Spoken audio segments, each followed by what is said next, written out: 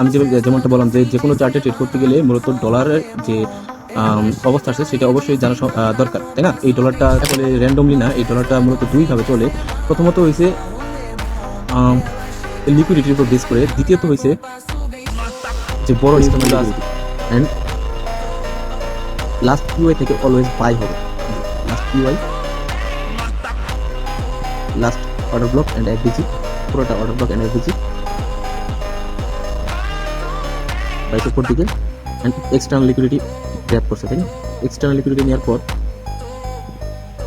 এখানে আসছে last order block, এটা বাট এটা ইনসাইড বারের মধ্যে যদিও, তারপরও লাস্ট অর্ডার ব্লক ট্যাপ,